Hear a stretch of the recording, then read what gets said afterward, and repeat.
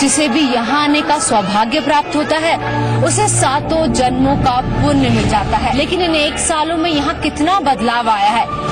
एक यहाँ देखा, एक अगला कोने पे पड़ा है।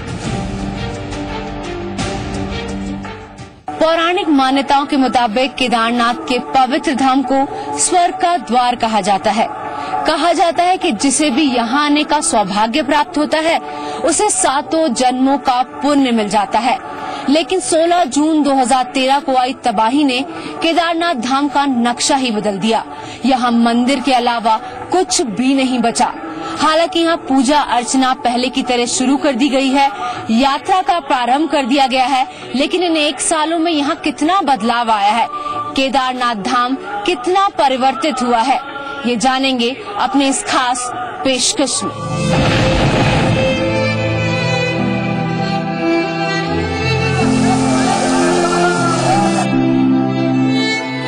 16 और 17 जून 2013 उत्तराखंड ने ऐसी त्रासदी झेली जो देश शायद कभी न भूल पाए।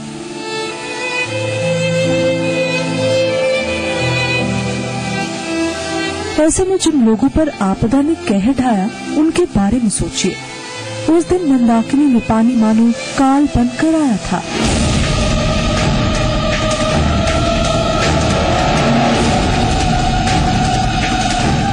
तबाही का ऐसा तांडव था जिसके बारे में आज भी सोचकर दिल दहल उठता है।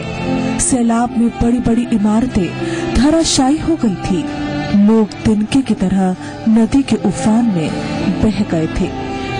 गांधी सरोवर से आए पानी में सबसे ज्यादा नुकसान केदारनाथ धाम का ही हुआ था।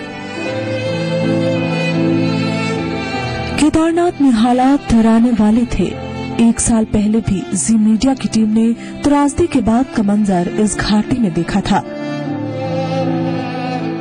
वहीं अब एक बार फिर जी मीडिया की टीम केदारनाथ धाम पहुंची और जानने की कोशिश की कि 1 साल बाद आखिर कितने बदले हैं यहाँ के हालात। एक बार फिर यहाँ भोलेनाथ के दर्शन के लिए लोग पहुँच रहे हैं। हाँ, श्रद्धालुओं की तादाद पहले से कम जरूर है, पर भक्ति और श्रद्धा भाव आज भी उतना ही है। मंदिर के कपाट खोले जा रहे हैं और श्रद्धालु मुश्किल यात्रा को पूरा कर धाम में पहुंच रहे हैं। केदारनाथ धाम में पूजा अर्चना की शुरुआत हो चुकी है। यहाँ पर जो मुख्य पुजारी हैं केदारनाथ धाम के, वो सुबह यहाँ पर भोले बाबा को भोग लगाते हैं और उसके बाद 6 बजे से लेकर 2 बजे तक मंदिर के कपाट खुले रहते हैं। जो श्रद्धालु यहाँ पर आते हैं, मंदिर के आसपास के जो तीर्थ पुरोहित होते हैं वो पूजा अर्चना करते हैं। साथ में आप देख सकते हैं कि अपने आप में कितनी यहाँ पर सुखद अनुभूति होती है। मंदिर की तरफ देखते हैं, लेकिन आप आसपास का माहौल है अपने आप में कहीं न कहीं उसी त्रासदी की याद दिला देता है।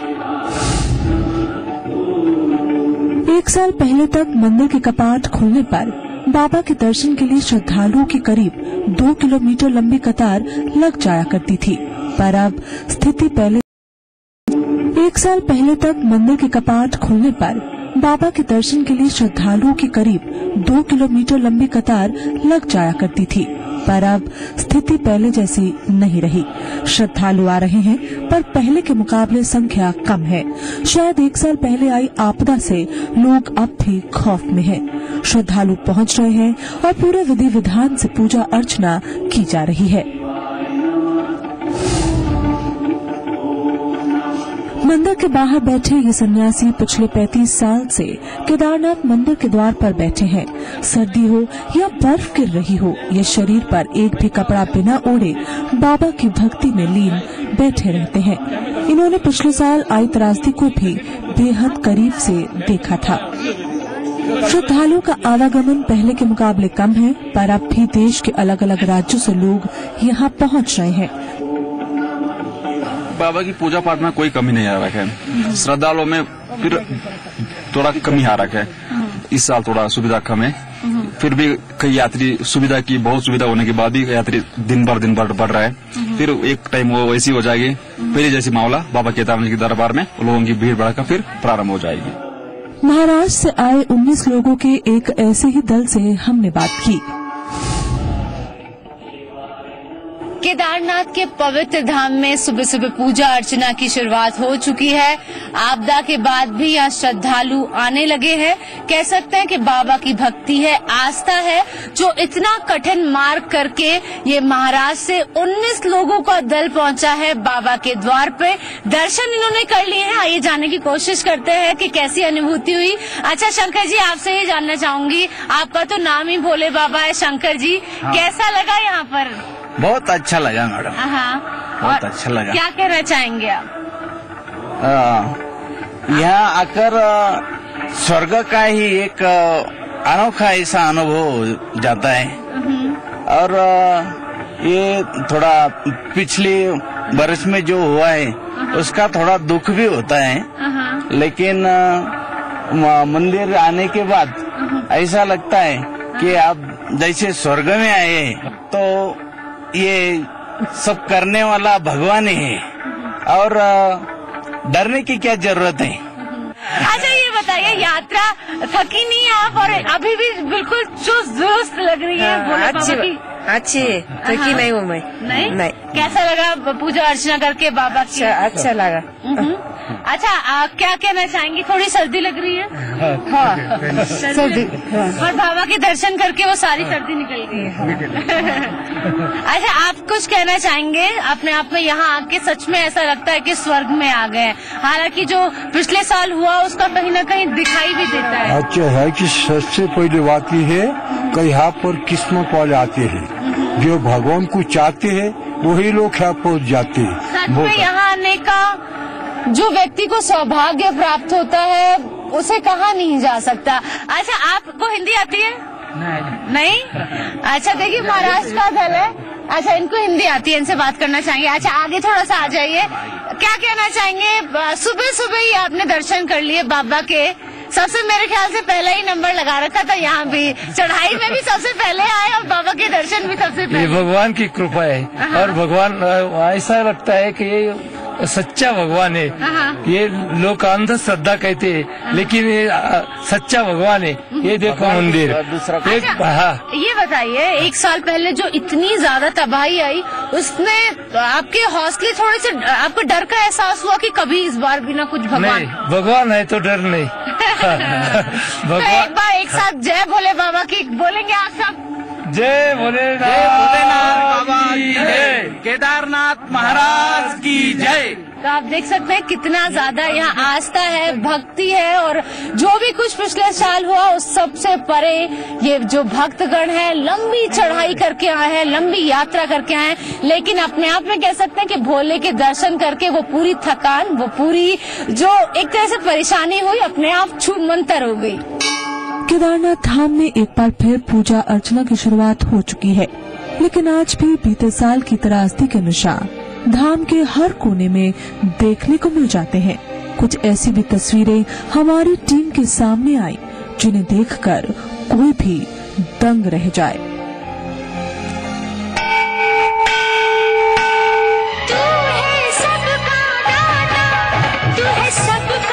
कहा जाता है कि जिसे भी यहाँ आने का सौभाग्य प्राप्त होता है उसे 7 जन्मों का पुण्य मिल जाता है। लेकिन इन 1 सालों में यहाँ कितना बदलाव आया है।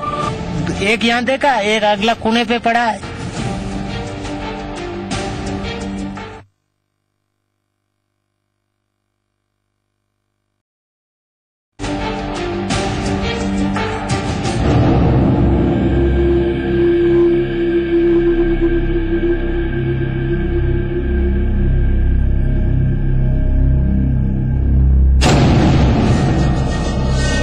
बीते साल आई त्रासदी ने केदारनाथ धाम की तस्वीर मानो बिल्कुल ही बदल दी थी।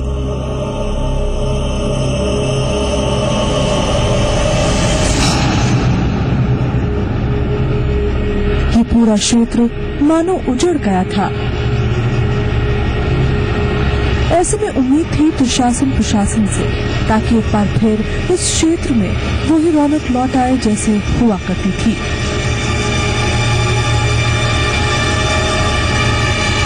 केदारनाथ धाम में आई तबाही ने यहाँ का जनजीवन तहस नहस कर दिया था। वहीं केदारनाथ मंदिर को भी काफी क्षति पहुंची थी। पर क्या इस 1 साल में पुरातत्व विभाग मंदिर पर काम कर पाया है, ये जानने की कोशिश की जी मीडिया की टीम ने। देवभूमि में आए आपदा को अब 1 साल होने को है, लेकिन तबाही के निशान अभी भी दिखाई देते हैं। केदारनाथ में बहुत ज्यादा नुकसान हुआ था और अगर हम खासतौर पे मंदिर की बात करें तो मंदिर ने यहाँ पर सैकड़ों लोगों की जानें बचाई थी। मंदिर के अंदर लोग घुस गए थे जब वो पूरा बाढ़ की तरह पानी यहाँ पर आ रहा था।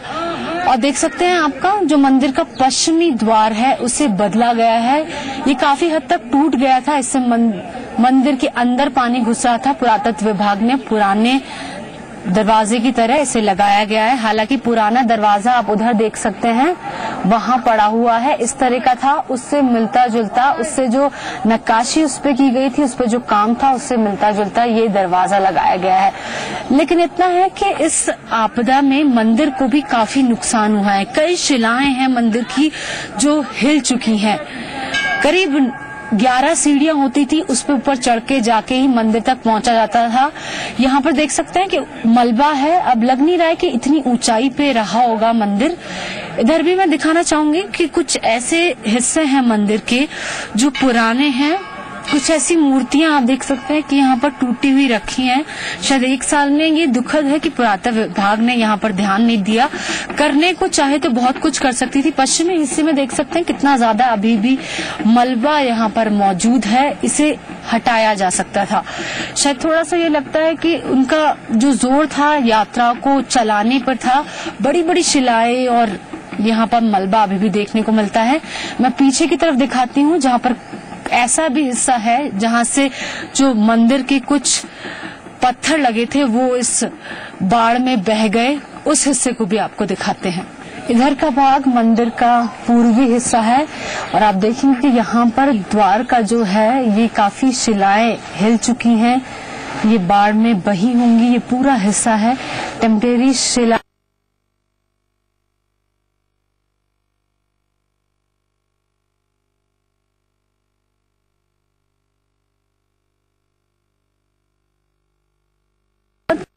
जितना काम उन्होंने रंग रोगन पे किया, अगर मंदिर का जो पुराने हिस्से हैं उन्हें जोड़ने या फिर पुरातत्व नीति के अनुसार उन्हें अगर संजोता, उन्हें जोड़ता, उन्हें सुधारता तो मंदिर का अलग ही रूप देखने को मिलता आपदा के बाद। मंदिर की स्थिति 1 साल बाद भी ज्यादा बेहतर नहीं हुई है, जिसे लेकर मंदिर के पुजारी तक रोष में है। सबसे पहले ट्रीटमेंट इसका था, ये रास्ता बनाने की जरूरत ही नहीं थी ना। आप MIR से माल ले आ रहे थे, उसका ट्रीटमेंट कीजिए ना पहले। ये तो बहुत जरूरी है। अगर यही नहीं रहेगा, मंदिर केदारनाथ में नहीं रहेंगे तो क्या करने का यहाँ। GSI और SI ने तो खाली ये खोज ही कर रहे हैं, तो इस मंदिर को ये अगर ढल जाएगा तो क्या रह जाएगा फिर। क्या किया उन्होंने साल भर से। इसके बाद हमारी टीम मंदिर के पीछे के भाग की तरफ पहुंची। पीछे के हिस्से से वो झील साफ दिखाई दी जहां से पानी कहर बनकर आया था। मंदिर के पीछे मलबा ही मलबा फैला था, बड़े बड़े पत्थर जगह जगह बिखरे थे।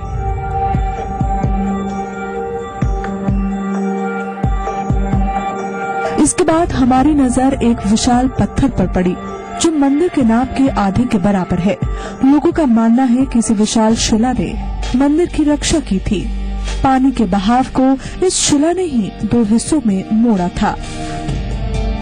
केदारनाथ मंदिर के पीछे जो आप ये विशाल चट्टान देख रहे हैं, इसका नाम दिव्य शिला और भीमशिला नाम रखा गया है इसका, और इसके भी अपने मायने हैं। आप देख सकते हैं जब तबाही आई होगी 1 साल पहले तो पूरी तरीके से इस विशाल चट्टान ने मंदिर की कुछ हद तक रक्षा की। आप देख सकते हैं साइज में ये कितनी बड़ी, कितना विशाल ये चट्टान है।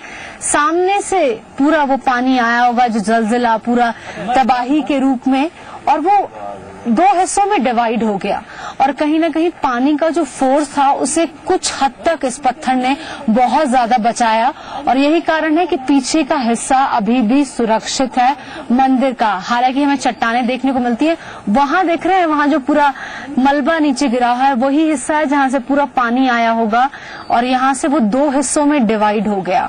पीछे के हिस्सों को इस चट्टान ने कुछ हद तक बचाया और अभी भी पूरे विधि विधान से इसकी पूजा अर्चना की जाती है। और आप देख सकते हैं लोगों में भी श्रद्धा है। पूरा यहाँ पर मंदिर बनाया गया है। जिस तरह से केदारनाथ मंदिर के अंदर पूजा होती है, इसे भी अब एक तरह से आस्था के केंद्र से जोड़ के देखा जा रहा है। अब हमारी टीम मंदिर के आगे वाले हिस्से की तरफ बढ़ी, जहां कभी आबाद तस्वीर थी। सैकड़ों दुकानें, धर्मशालाएं, मकान थे, पर अब यहाँ के हालात बिल्कुल अलग हैं। बीते 1 साल में यहाँ की स्थिति को सुधारने के लिए कुछ काम हुआ है, पर अब भी हालात दयनीय हैं। यहाँ की तस्वीर आज भी 1 साल पहले अपने ऊपर आई आफत की कहानी को जोर जोर से बयां कर रही है। जी मीडिया की टीम ने केदारनाथ में और क्या क्या देखा, जानेंगे बस कुछ ही देर में।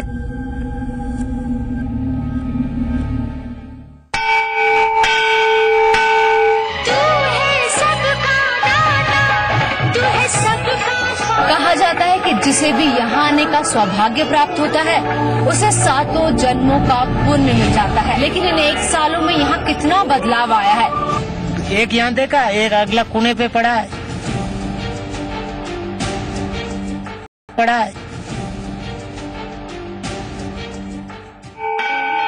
1 साल पहले तक केदारनाथ मंदिर के कपाट खुलने के साथ ही यहाँ पर हर तरफ रौनक दिखाई पड़ती थी। श्रद्धालुओं की भारी संख्या, साधु सन्यासी का जमावड़ा, दुकानें, कुल मिलाकर हर तरफ चहल पहल ही दिखाई दिया करती थी।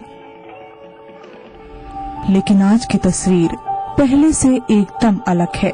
1 साल बाद भी यहाँ सन्नाटा पसरा सा लगता है, क्योंकि आज भी यहाँ तबाही की तस्वीरें जगह जगह नजर आती हैं, जिन्हें देखकर ही दिल कचोट जाता है।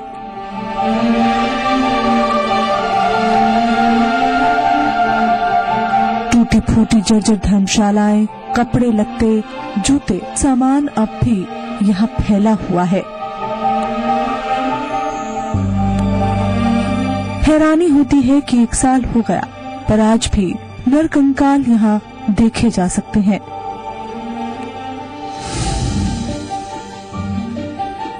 केदारनाथ में आई तबाही को 1 साल होने को है, लेकिन तबाही के निशान यहाँ आज भी देखे जा सकते हैं। आप देख सकते हैं ये मंदिर का वो एरिया है जहाँ पर बहुत ज्यादा डैमेज हुआ था, तबाह हुआ था। हालांकि इसे पर्दे से ढका गया है। आप देख सकते हैं कितना सारा सामान और लगातार यहाँ से नरकंकाल जो है वो मिल रहे हैं। हालांकि लोगों को कहना है कि मंदिर की साफ सफाई और शुद्धिकरण पे बहुत ज्यादा ध्यान देना चाहिए था इन 1 सालों में। आप देख सकते हैं अभी भी यहाँ पर काफी बदबू देखी जा सकती है। लगातार यहाँ पर नरकंकाल भी मिलते हैं। अच्छा बाबा जी, आप तो यहीं पर रहते हैं। क्या कितने नरकंकाल देखते हैं? बहुत नरकंकाल देखते हैं। अभी हम आपको 10 खोपड़ियां दिखा दें। एक यहाँ देखा, एक अगला कोने पे पड़ा है, एक उससे अगले कोने पे पड़ा है। कितनी नर की, मादा की खोपड़ियां पड़ी है, बच्चे की। सब चीज मिलता है, खोदते तो सब चीज मिलता है। आपदा के टाइम जब यहीं थे, मंदिर में थे। क्या कैसा नजारा था? बहुत ही खतरनाक नजारा था। उस समय में तो ये एक दूसरे को बचाने के भी चक्कर में भाग रहे। छुप के बच्चे हम तो यही मंदिर में रुके थे। देख सकते हैं बाबा जी मंदिर में रुके। मैं पीछे भी इस गली से भी दिखाना चाहूंगी कितने सारे, हटिएगा थोड़ा सा बाबा जी, ये पीछे गली में देखिए कितने सारे यहाँ पर होटल रहे हो।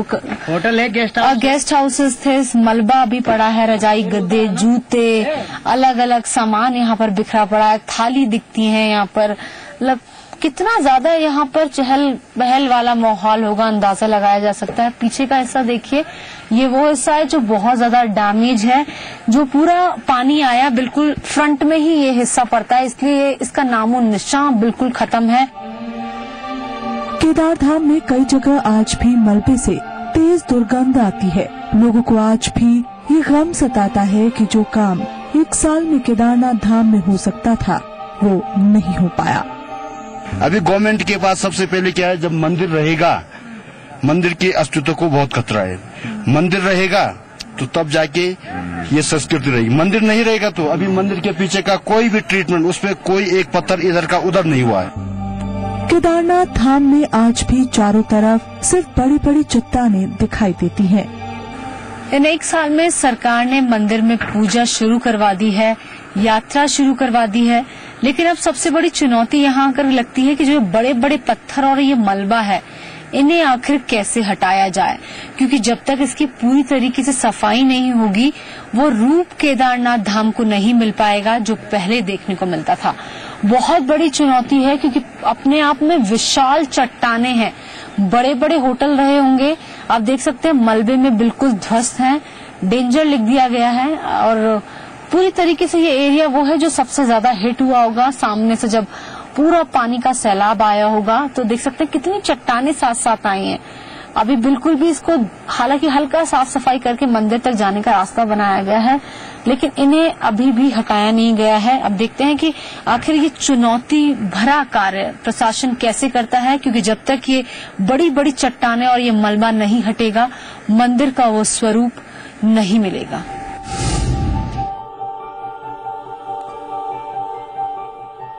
एक साल बाद भी केदारनाथ धाम की सफाई और शुद्धिकरण को लेकर काम बस कहने को ही चल रहा है।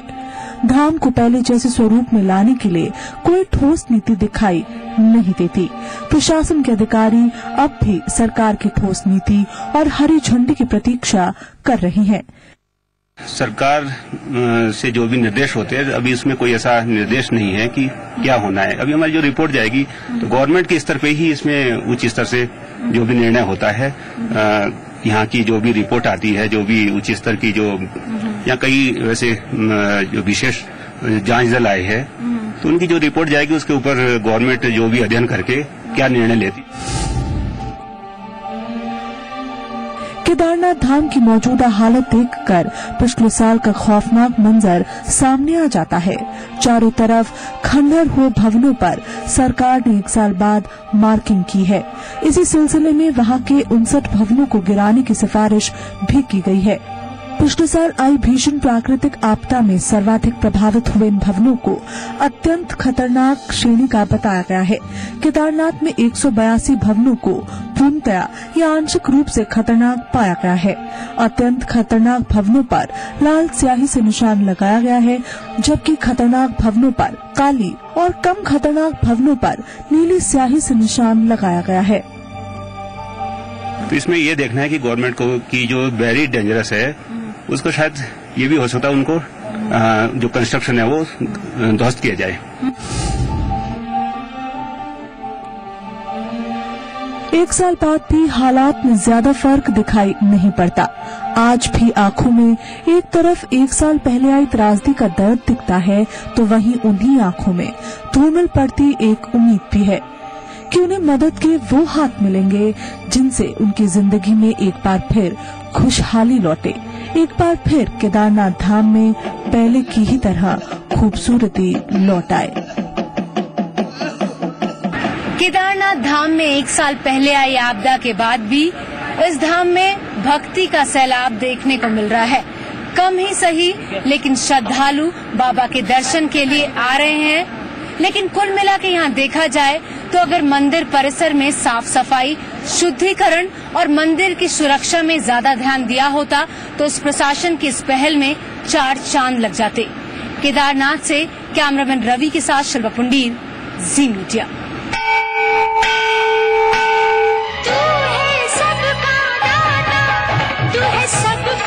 कहा जाता है कि जिसे भी यहाँ आने का सौभाग्य प्राप्त होता है उसे 7 जन्मों का पुण्य मिल जाता है। लेकिन इन 1 सालों में यहाँ कितना बदलाव आया है। एक यहाँ देखा, एक अगला